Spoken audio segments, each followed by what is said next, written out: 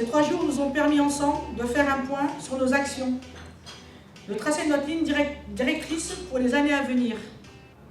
Ce sont des moments d'échange, de transparence indispensable dans la démarche qui fut la mienne, depuis mon élection avec l'ensemble de l'équipe de la Fédération Commerce et Services. C'est vous qui faites la Fédération Commerce et Services. C'est votre constance, votre détermination, votre loyauté et surtout votre sens du devoir qui font que nous écrivons chaque jour un peu plus cette belle histoire du syndicalisme de la Fédération. Bien sûr, nous prendrons le temps, collectivement, d'évaluer ce congrès. Votre mandat, vous le savez, n'est pas totalement terminé, puisqu'il consiste aussi à rendre compte des travaux de cette semaine, auprès de ceux qui vous ont confié la responsabilité de les représenter. Je voudrais aussi inviter les délégués et plus largement l'ensemble des organisations, des sections et des syndicats à adresser à la commission exécutive élue leur bilan du congrès afin que nous puissions tirer tous les enseignements utiles pour l'avenir. Vous écoutez, c'est notre préoccupation constante. Vous vous êtes prononcé à l'unanimité sur le bilan d'activité de la commission administrative sortante. Il s'agissait d'affirmer si l'activité des 4 années écoulées était conforme aux orientations arrêtées lors du dernier congrès. Avec 100% des suffrages exprimés, ce bilan a été clairement validé. C'est un résultat important confirmant que l'équipe sortante a conduit l'activité fédérale conformément au mandat qui lui avait été confié. Personnellement, je me suis construite à l'UNSA, comme beaucoup d'autres, à l'école de la démocratie syndicale, celle qui vous apprend qu'on ne peut tout se dire dans le syndicat. On le fait dans le respect mutuel et en ayant la volonté de rapprocher les points de vue et non les cristallisant, parce que l'unité dans le syndicat, c'est une première condition pour être efficace.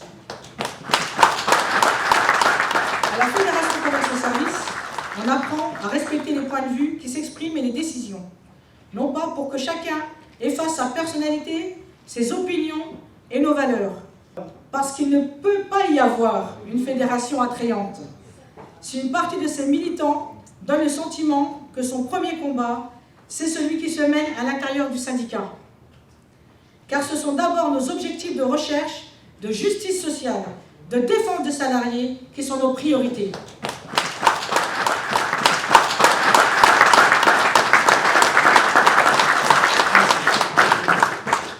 Notre vision du débat à la FCS, c'est de se confronter aux différences qui composent le monde. C'est ainsi qu'ensemble, nous échangeons et partageons en matière de solidarité et de fraternité à la place de la division. Chers camarades, la Fédération Commerce et Services n'est pas une organisation qui peut fonctionner avec des écuries ou des tendances qui prétendraient agir à l'UNSA, en marge des règles de vie communes qui se sont données tous les syndicats et sections syndicales qui la constituent. La Fédération sait où elle va. Les délégués du 6e congrès viennent de lui tracer le chemin. Dans une situation de crise sanitaire et sociale d'une profondeur inédite, il n'y a rien d'étonnant à ce que cela trouve une traduction dans nos débats et les votes qui les sanctionnent. Oui, la Fédération débat et doit démontrer qu'on ne peut discuter de questions de fond et décider que cela débouche sur des clivages qui feraient perdre à notre fédération l'unité qui fait sa force. Je veux également souligner la qualité du travail des camarades que vous avez mandatés dans les commissions du Congrès.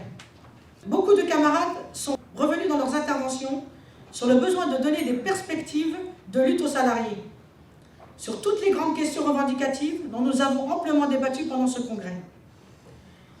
C'est maintenant de l'engagement de chaque section et syndicat que va dépendre la réussite de ces initiatives dans une bonne articulation de l'ensemble des sections et syndicats de la Fédération Commerce et Services.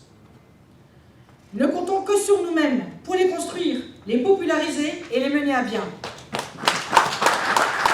La préoccupation de l'emploi est sans doute la plus prégnante dans cette période où l'on nous annonce une reprise des affaires, alors que des dizaines de milliers d'intérimaires restent sans mission et des CDD ne sont pas renouvelés dans certains secteurs. Nous savons aussi que la protection sociale dépend du niveau de l'emploi et des salaires. vous avez pu remarquer le rôle actif que joue la FCS dans les branches. La question des retraites 2022 est annoncée comme un nouveau rendez-vous majeur. Nous préparons un nouveau plan. Nous serons vigilants. Notre fédération est composée en grande partie de métiers sous-payés, peu qualifiés. Une vigilance accrue s'imposera sur ce sujet le moment venu. La Fédération Commerce et Services sera au rendez-vous, avec la volonté de construire l'unité. Nous le réaffirmons, la cause des salariés va être ardemment défendue. La résolution permettra à chaque syndicat de s'inscrire avec la visibilité nécessaire dans le processus collectif.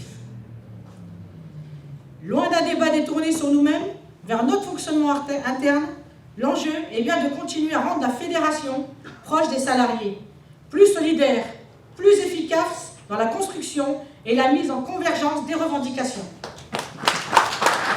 Aujourd'hui, notre syndicalisation est bien la clé pour tout progrès dans notre capacité de mobilisation et de rassemblement. La clé pour de nouvelles conquêtes sociales. Ouvrons l'année 2022 avec la syndicalisation, parallèlement à nos campagnes revendicatives. Travaillons au renforcement de la fédération, l'accompagnement des salariés de tout âge, de toute entreprise, de toute nationalité et de toute catégorie. Le Congrès, grâce à vous, a pris la mesure des enjeux et des responsabilités qui nous incombent. Je vous remercie tous aujourd'hui. Je vous félicite, tous ensemble, les acteurs de l'avenir, pour un syndicalisme de la justice sociale. Vive les résolutions du 6e Congrès, vive l'UNSA, vive toute cette fédération. Vive la fédération.